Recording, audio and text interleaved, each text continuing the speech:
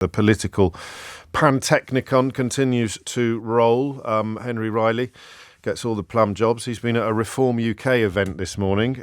Is Lee Anderson still on board, or has he gone for his fourth party in 5 years yet? No, Lee Anderson's still on board. He was actually one of the main speakers at this event, James. Let joy be unconfined. Well, and exactly, and you'll hear more from Mr Anderson in just a second. This was Reform UK trying to park their tanks on Labour's lawn. The event was entitled Labour's Betrayal of the Working Class.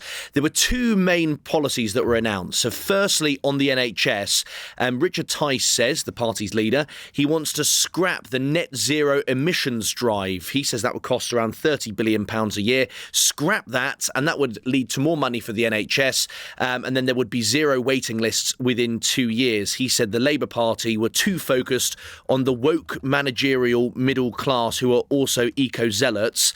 Say that again, sorry?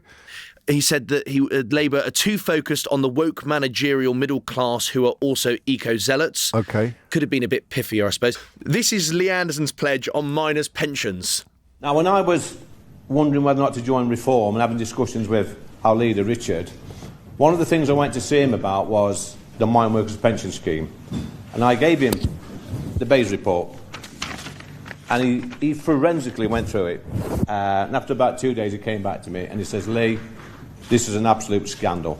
He says these are working class people in areas like Ashfield that have been let down by successive governments, and we must right this wrong. This was music to my ears, so I'm delighted to announce that the Bayes report, which was produced in 2021 by the Bayes Select Committee, that will get the recommendations in there. We accept the recommendations in full. Miners' families will be better off with Reform.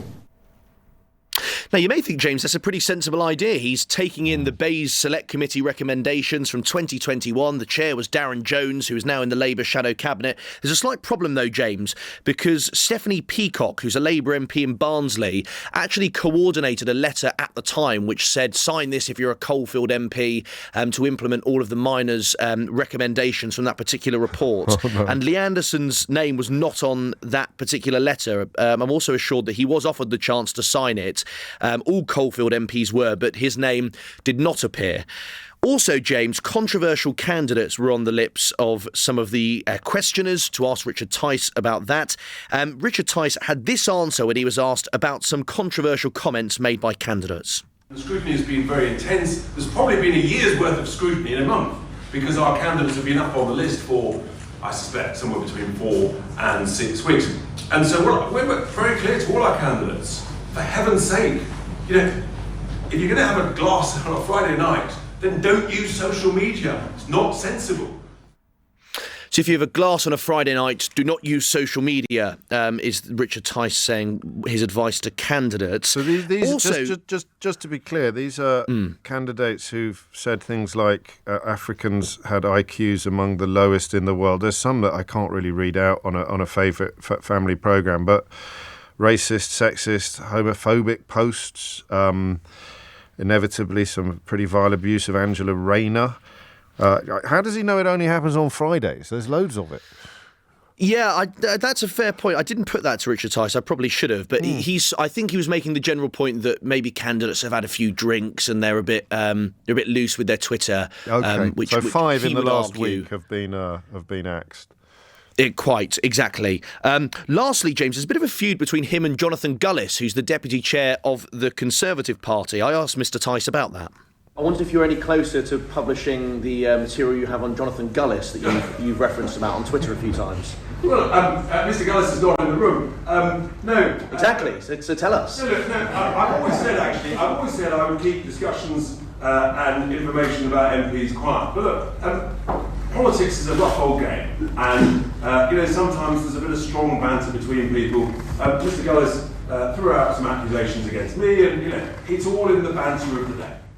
So it's just banter. This was when Richard Tice said he had multiple bits of embarrassing personal information on Jonathan Gullis and said he should pipe down.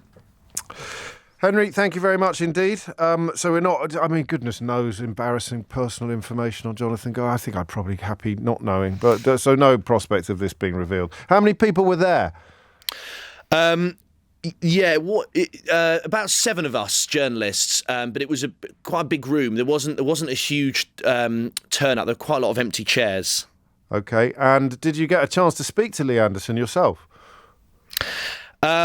I did. I tried to talk to Lee Anderson. He's not. How do I phrase this? I don't think he'd be appearing on the James O'Brien show anytime soon. He wasn't a huge fan. Oh, one thing I neglected to mention, James, when there was a Q&A, yes. The most difficult question actually didn't come from a journalist. It came from a Reform candidate who said, Richard Tice, it's all very well you putting these figures up, but how can I believe the figures? And then Richard Tice had to justify to one of his own candidates in front of a room full of journalists why he should believe the party's figures.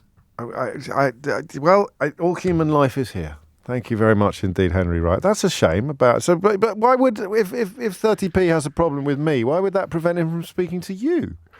You haven't been sniggling. You haven't been sniggling at him, have you? No sniggling. With eels, isn't it, sniggling? But I did put to him that it'd be, he's never spoken to me before. We could have a bit of banter and have it. But no, he wasn't very keen. That's a terrible shame. I know. I can only apologise for denying you the unimaginable pleasures of a proper conversation with 30p Lee Anderson. Well, I'd like to have asked him about that letter that it appears he didn't sign, to give him a right of reply on that. Well, you could have gone with something a bit easier before hitting him with the Frost Nixon movement. I'd have thought. But stop sniggling. Sorry.